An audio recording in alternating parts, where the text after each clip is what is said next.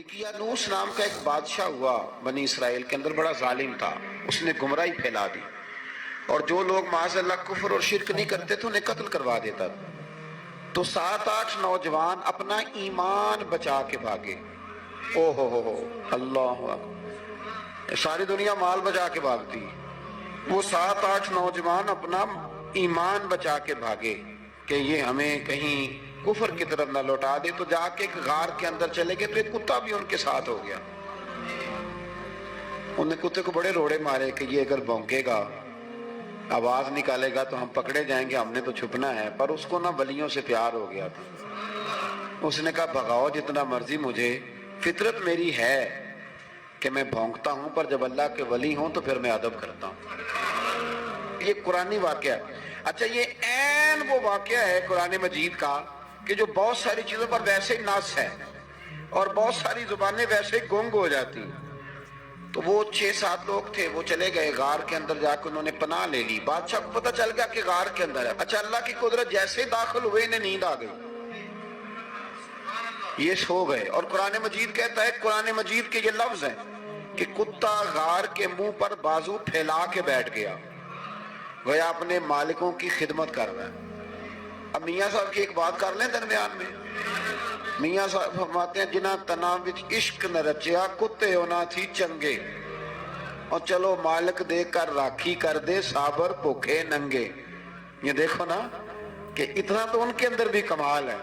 अपने ना दोनों बाजू फैला के, कुत्ता भी गार पे बैठ गया। इनको नींद आ गई। बादशाह ने पता कराया, कहाँ भाग के गए? तो कहा वो गार के अंदर है।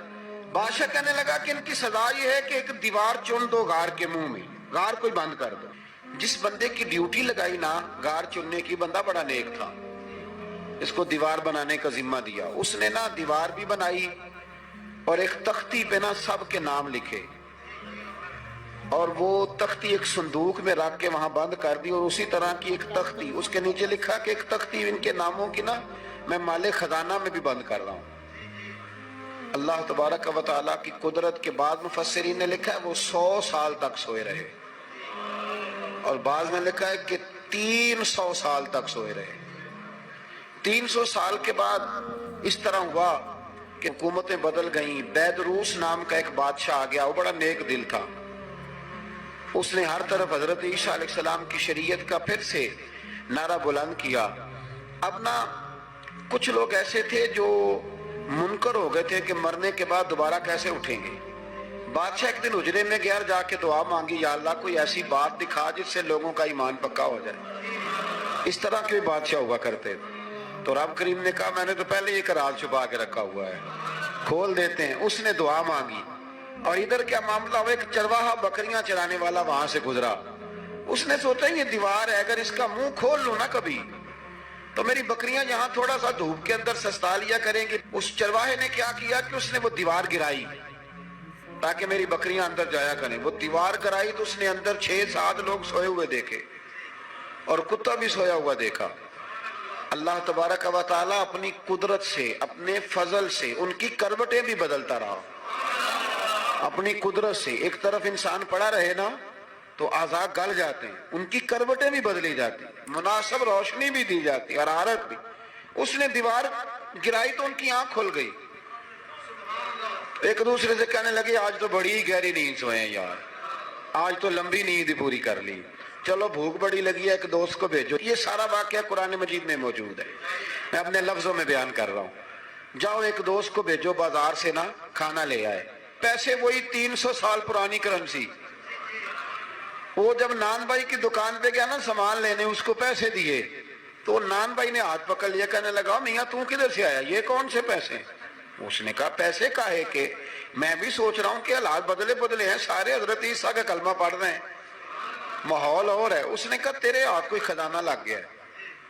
ये तो हम नाम सुनते थे कि यहाँ कोई दिकियानूस नाम का बादशाह है, कोई खजाना, बता कहाँ से लिए? शोर हुआ, हाकिम शहर तक खबर पहुंची, बादशाह तक पहुंची। उसने बताया कि भाई हम तो दिकियानूस के डर से भागे हैं, कल भागे हैं या आज सवेरे, इतना ज्यादा हमें पता नहीं, कल या आज सवेरे बस ना। इतना सा हमें याद है कि हम गए थे, बहरहाल लोग जमा हो गए, इकट्ठे हो गए, गार तक पहुंचे। اب جو غار کے اندر تھے وہ پتا کہتے لگتا ہے ہمارا دوست پکڑا گیا ہے.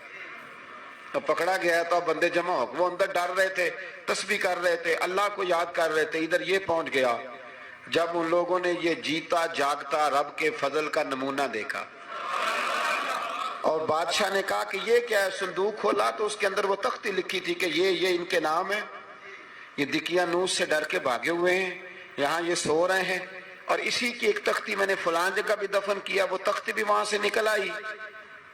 اب سب لوگوں کی آنکھوں میں آنسو آئے اور سب کہنے لگے لا الہ الا اللہ، لا الہ الا اللہ، لا الہ الا اللہ. سب کہنے لگے ان اللہ علی کل شیء قدیر.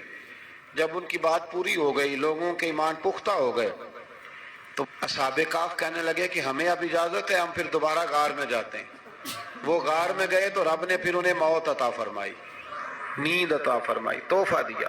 بادشاہ نے پھر اس کے آگے دیوار بنائی اور وہاں بادشاہ نے ایک مسجد تعمیر کرا دی، لوگ زیارت کرنے جاتے. یہ اصحاب کہف کا ذکر ہے. اب یہاں ہمارے مفسرین نے لکھا ہے کہ وہ جو کتا تھا نا وہ بھی ساتھ ہی تھا. اللہ قیامت والے دن اسے انسانی، یا تو انسانی شکل ملے گی، یا جیسے رب کا فضل ہوگا رب کریم اسے بھی جنت عطا فرمائے گا. اس نے تبلیغ کی، دین کی. اس نے کیا کیا؟ تبلیغ کی، نمازیں پڑھی، روزے رکھے، حج کیا، 10 ہوتے صحیح اس کیتا کی. اسی آنکھیں نا خدا کے فضل سے ہم پر ہے سایہ غوث اعظم کا، ہمیں دونوں جہاں میں ہے سہارا غوث اعظم کا. لوگ پریشان ہو جاتے ہیں، کہتے ہیں کس طرح کی بات کرتے ہو؟ تو میں نے کہا اصل میں تیرا عقیدہ کچا ہے. وہاں تو کتا چلا جائے ولی کے پاس تو رب اسے جنت دے دیتا ہے، تو جیگتا جاتا مومن جائے تو اللہ کیوں